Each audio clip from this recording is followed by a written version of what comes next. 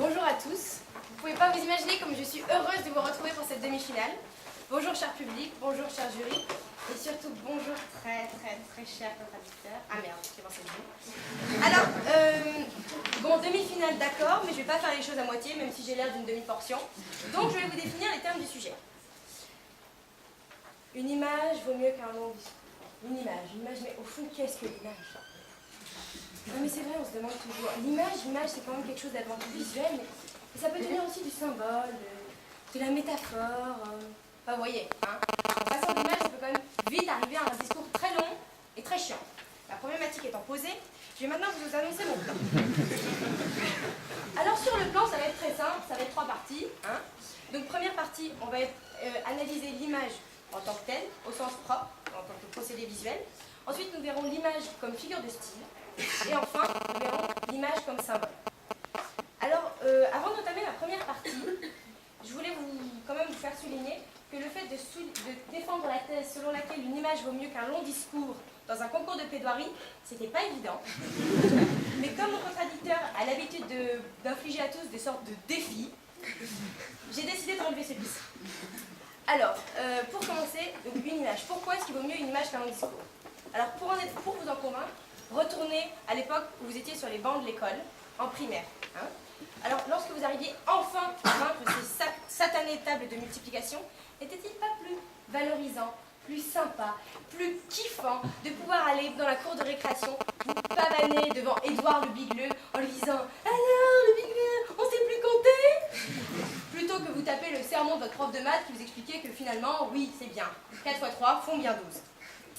Alors maintenant, moi je me suis dit c'était tellement efficace cette méthode de management par l'image que je pense qu'on devrait instaurer ça au Conseil des ministres. Hein, parce qu'il paraît qu'ils s'ennuient quand même lamentablement là-dedans. Et je pense qu'ils seraient contents les ministres de repartir du Conseil avec leur petite image. C'est vrai, on aurait Dati avec la place Vendôme, Borloo 1 litre de rouge, puis Guéant un charter. Hein. Non, mais c'est vrai que ce petit Guéant, chaque fois on lui dit mais c'est bien Claude, tu as viré encore 20 000 gentils petits roumains. À force, ils s'habituent. Alors c'est vrai qu'une image, ça relancerait la dynamique, quoi. Non, bon. On arrête les blagues faciles. Hein. Maintenant, on va passer à de la culture, la vraie. Alors, je vais vous présenter quelques images pour vous expliquer en quoi le choc des images peut être bien plus fort que le poids des mots. Alors tout d'abord, on va faire quelque chose de limite psychanalytique. Qu'est-ce que vous voyez là, à part que je dessine mal? C'est clairement une affiche pour ou contre la tauromachie. Hein.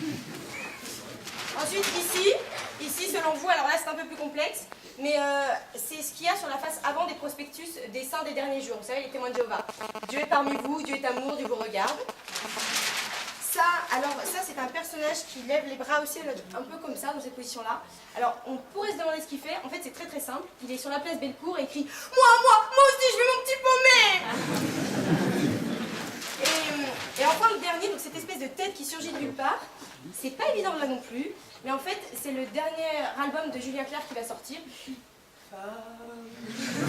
Je vous aime. Et donc là, vous allez me dire, Esther, elle a trop fumé cette fois-ci, ça va plus du tout. Non. Alors, je sais pas si vous les avez reconnus, mais tous ces portraits sont extraits de la fameuse image de Guernica. Alors Guernica, pourquoi est-ce que je vous en parle? Parce que Guernica nous raconte les familles en perdition, les corps criblés de munitions, le crime qui reste sans punition, et en plus de vous transmettre les faits, il vous transmet l'émotion, le choc connu par les victimes. Et ça c'est fort, et c'est beaucoup plus fort que n'importe quel discours de conservateur de musée, qui serait, je vous l'accorde, souvent soporifique. Et puis donc je me suis dit, bon, on va essayer de cultiver un petit peu les loups, parce que c'est la demi-finale, donc on monte le cran. Hein. Alors, on a fait un peu de Picasso. Maintenant, je vais vous parler d'un autre artiste. Un autre artiste qui a évoqué un sujet que je qualifierais d'essentiel. C'est d'ailleurs ce que les anciens plaideurs ont aussi démontré. La femme. Et la femme, donc c'est peut-être que je peux qualifier de supérieur, hein, qui a souvent été mal représentée. Alors, pour vous l'expliquer, je ne vous présenterai pas de pub Moulinex. Vous savez, le genre un robot pour vous, des bons petits plats pour lui. Ou alors, Cajoline.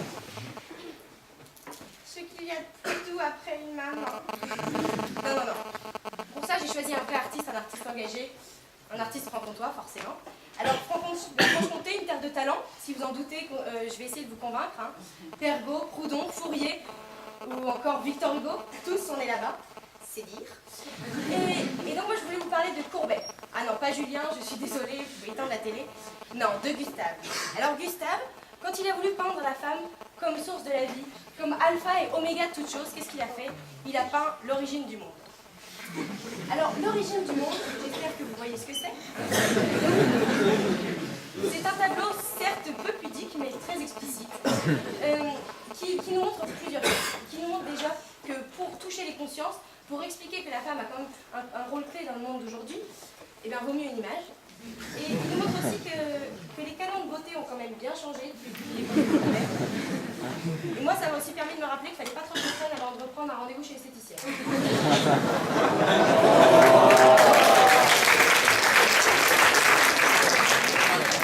Bon, je cesse.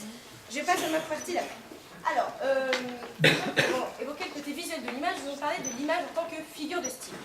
Alors vous allez vous dire, ça y est, la meuf, elle a un mini-finale, on ne sait même pas comment elle y est arrivée, si c'est par tricherie ou par corruption, mais parce qu'il faudrait savoir de quoi elle est capable pour habiller ou nu aller à la Florentine. Elle, non.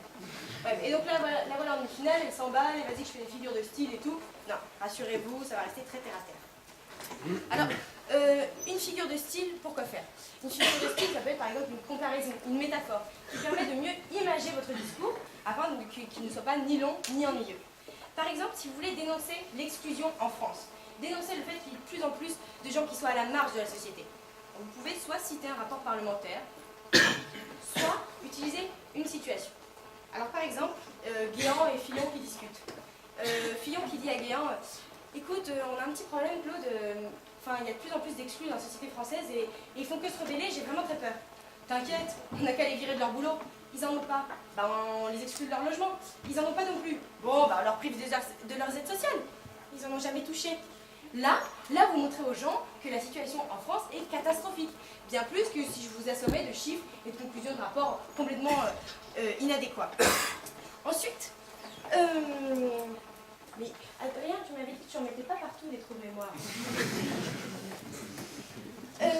Oui, alors par exemple aussi, l'image, ça peut aussi vous permettre à définir un phénomène complexe dont vous ne saisiriez pas bien la portée. Alors, donc par exemple, vous revenez de soirée et votre pote vous dit « Alors, elle est comment la nouvelle copine de machin ?» Là, vous êtes un peu gêné, vous ne savez pas trop quoi en penser. Qu'est-ce que vous dites? Bon, écoute, si c'était une voiture, clairement, ce serait pas une Formule 1, tu vois. Plutôt une Twingo. Hein. Bien pratique, mais pas très esthétique. Alors, et puis des phénomènes complexes, c'est sûr que si un garçon doit décrire une fille, pour lui c'est complexe, mais moi, par exemple, quand on m'a demandé de décrire mon contradicteur, Antoine Lefranc, je sais pas, un grand poireau sous un petit peignoir. Après, on m'a dit, mais explicite plus ta pensée. Bah, je sais pas, un gros melon sous une petite cagoule, quoi. Hein. Alors, vous avez compris.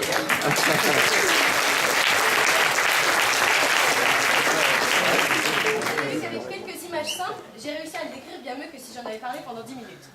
Je vais donc pouvoir parler de ma troisième partie, désormais. Je vais parler de l'image en tant que symbole. Oui, parce que les symboles forts sont toujours plus efficaces que les longs discours. Alors, le premier homme que j'ai choisi comme symbole, c'est pas toi Rémi, c'est Kouchner. Kouchner, le French doctor. Alors Kouchner, qu'est-ce qu'il nous dit? Il nous dit « Oui, madame, je suis docteur. Oui, madame, je fais de la politique. Et oui, madame, je m'engage contre la faim dans le monde. Non, madame, je n'ai pas peur de salir ma chevalière. » C'est quand même le seul mec que je connaisse qui est capable d'avoir un sac de riz de 20 kg sur l'épaule, par un soleil de 35 degrés à l'ombre, en plein milieu du Sahara, sans perdre pour autant son sourire Colgate, sa mèche parfaite, et sans apparaître la moindre trace d'auréole sous ses bras. Hein. Ce mec est vraiment une légende. Et il permet d'expliquer à tous que s'engager, c'est pas si compliqué que ça, et que pour lutter contre la faim dans le monde, il suffit pas d'envoyer un chèque, il faut mettre les mains dans le cambouis. Bon, après le problème avec Bernard, c'est que c'est un peu emballé. Du coup, maintenant, il attend devant sa télé, fébrile. Alors, aujourd'hui, un attentat, un tsunami, une guerre, le dernier roman de Marc Lévy. Merde, encore rien. Et puis, il va se retrouver avec tous ces sacs de riz sur les bras. Non, bon, on a parlé de Bernard. Oui, si. Maintenant, on va parler de Diana.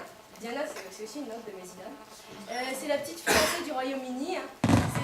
Elle est née au beau milieu du pays de Galles. Elle s'est mariée avec un prince qui n'était pas si charmant que ça. Enfin bon, il n'était pas si charmant que ça. Il ressemblait quand même vachement plus à Shrek qu'à Ken, hein, c'est pas charmant. Et du coup, la pauvre, elle s'est sentie déplacée et elle a décidé de s'engager dans la lutte contre le sida. Et ça, c'est beau, parce que vous voyez, à l'époque, on ne savait même pas comment ça se transmettait. Elle les prenait dans ses bras, les sidéens. Hein. Alors, c'est vrai que les enfoirés, quand ils font leur concert et qu'ils disent « Ouais, l'un des grands malades, on a traversé tout le périph' parisien pour venir chanter à Lyon », il n'y en a pas beaucoup qu'on retrouve derrière Perrache par moins 10 degrés à distribuer la soupe après le concert. Alors, remarquez, ça c'est le genre de truc, il n'y a que des listos qui sont capables de faire ça. Enfin, ensuite, je vais conclure parce que j'ai pas beaucoup de temps. Et comme je viens de vous démontrer qu'une image vaut mieux qu'un long discours, j'aurais besoin de votre aide parce que ça fait 2 ans que j'essaie d'expliquer à ma maman ce que ça peut bien faire d'être en bas de l'amphicètre et de plaider devant tout le monde. Alors maintenant, ne bougez plus. Merci.